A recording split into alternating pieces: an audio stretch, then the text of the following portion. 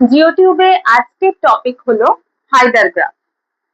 Geography প্র্যাকটিক্যালে খুবই গুরুত্বপূর্ণ একটি বিষয় হলো হাইডার গ্রাফ।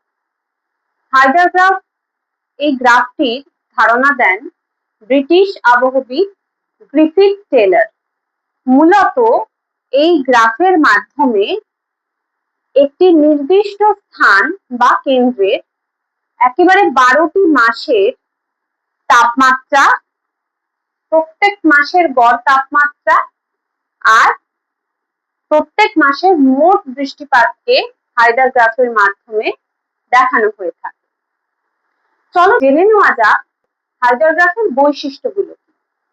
হাইডার গ্রাফে আমরা সকলেই জানি এটা একটা গ্রাফ হলে এটা এক্স অ্যাক্সিস আর এটা ওয়াই অ্যাক্সিস। তাহলে হাইডার গ্রাফে এক্স অ্যাক্সিসে সবসময় মান্থলি রেইনফল দেখানো হয়ে থাকে এবং ওয়াই অ্যাক্সিসে দেখানো হয়ে থাকে মান্থলি টেম্পারেচার। এই মান্থলি রেইনফল এবং মান্থলি টেম্পারেচার উপর ভিত্তি করে 12 মাসের 12টি পয়েন্ট এই গ্রাফের মধ্যে দেখানো হয়। এছাড়া এই পয়েন্টগুলো লাইন দিয়ে তো যোগ করা হয়।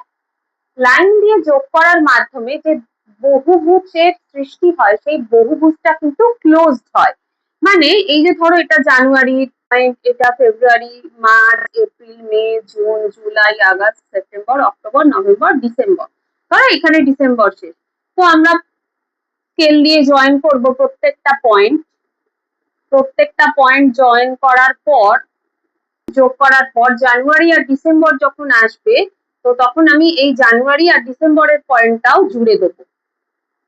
তাহলে কি হয়ে গেল? এটা একটা ক্লোজড হয়ে গেল, এটা একটা বহুভুজ হয়ে গেল। তাহলে এবার যেটা দেখা যাবে, রেইনফল ক্রমাগত এদিকে যদি 0 ধরা হয় ক্রমাগত এদিকে বৃদ্ধি পাবে, আবার টেম্পারেচারও ক্রমাগত এদিকে বৃদ্ধি পাবে।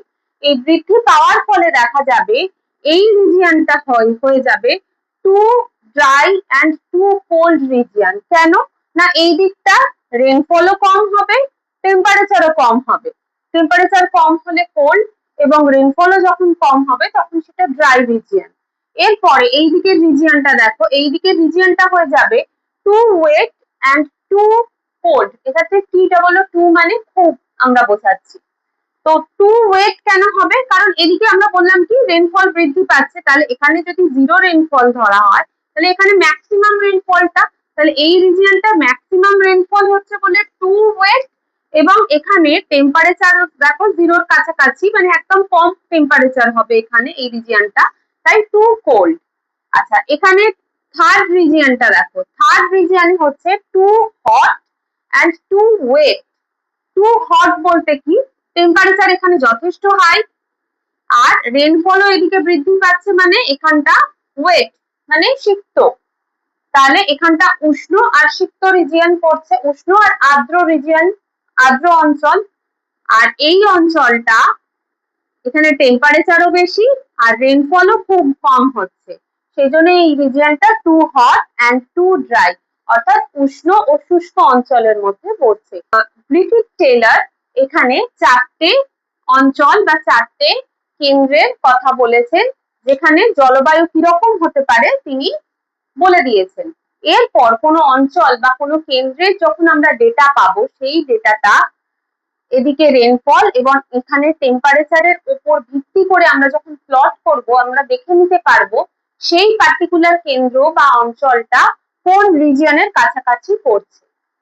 এবার জেনে নেওয়া যাক হাইডার গ্রাফের কার্যাবলী। হাইডার গ্রাফ সম্পর্কে আমরা যে জানলাম, হাইডার গ্রাফ কেন শিখবো সেটাও তো জানা দরকার।